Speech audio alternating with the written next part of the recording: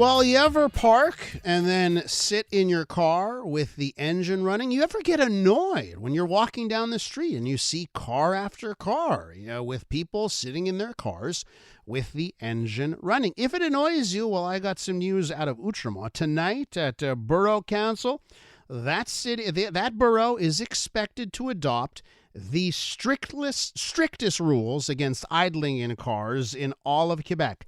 10 seconds. That's it. You can idle for 10 seconds. And if you go beyond that, you'll get a ticket.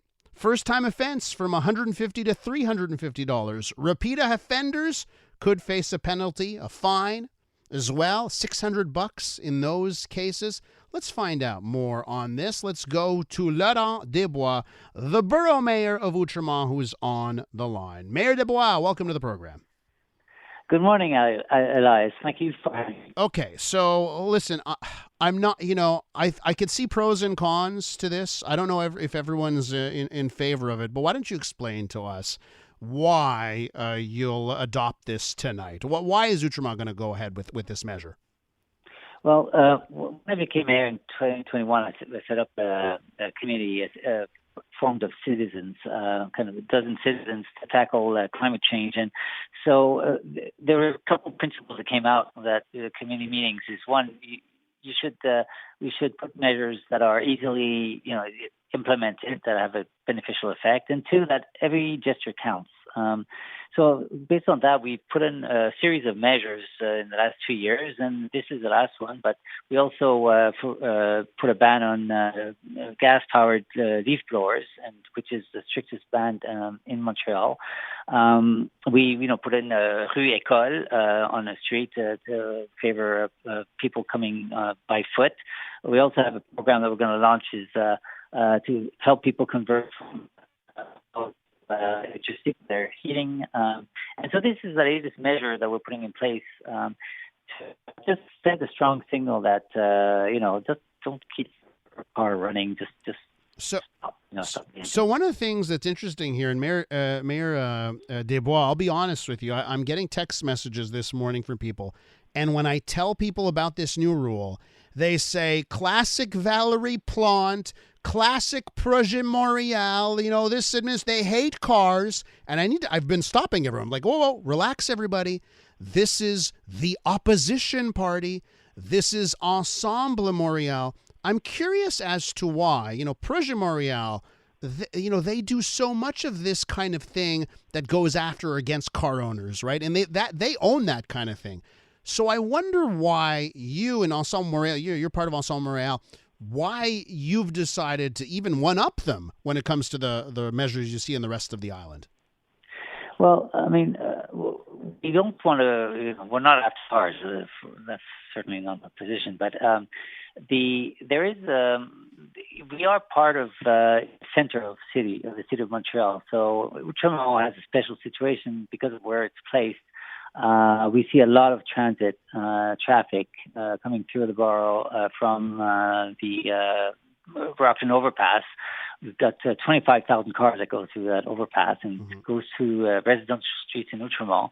That's one, cause of large traffic in Outremont. And also we have more than 15 schools, elementary and secondary schools, that attract people from outside the borough. So you have a lot of people coming by car, waiting for their kids for 20 minutes, for example, to pick up their kids and having the engines run. So this is we have a special situation here in Outremont, I would say, and so we're trying to deal with that situation. Now there is a Montreal-wide limit on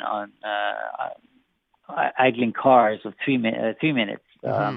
So, and we're reducing that limit to 10 seconds. And because if we had reduced it, well, first of all, 3 minute limit is not applicable. I mean, it takes a lot of resources to wait around the car and to see that the car is running above 3 minutes. And whereas the 10-second limit is very easily implemented. I mean, very much shorter time. Also, we wanted to send a very strong message and to people just to stop the car. If we had reduced that limit from 3 minutes to 1 minute, for example, nobody would be talking about it. Nobody would change the behavior. Is the thought that the 10-second, because it's such a short period, it's easy to enforce? So maybe you can get into how it will be enforced. Will it be police officers or municipal mobility agents? How will this be enforced? Well, first of all, the reason why we chose 10 seconds, obviously we want to send a strong message, but also Natural Resources Canada indicates that above 10 seconds you should stop the engine and cut the engine and restart again later on. So we're basing our 10 seconds on that, on studies that we made in that regard. So in terms of who will do the surveillance, we have a Sécurité Publique here in Outremont that is tasked, has a responsibility for many things, nuisances or complaints and what have you. And so they are throughout Outremont with our inspectors as well. And so it's just an additional task that they will have is to watch out for these cars that are idling. And it's actually pretty easy to do. It's not that hard because we know, for example, around school that at 3-4 o'clock, there'll certainly be a lot of cars idling there. So we're not going to be chasing cars and then every car and giving a ticket. That's not the idea. The idea is just to send a message to on that, we're with Laurent Desbois, the borough mayor of Outremont. His borough is going to adopt tonight the strictest idling rules in the province when it comes to sitting in your car with the engine running. So I guess the one of the things that goes through my mind is right now at this moment in time there are a lot of people that don't trust government. There are a lot of people more than ever that are saying a government's trying to interfere in everything, right? In everything I do.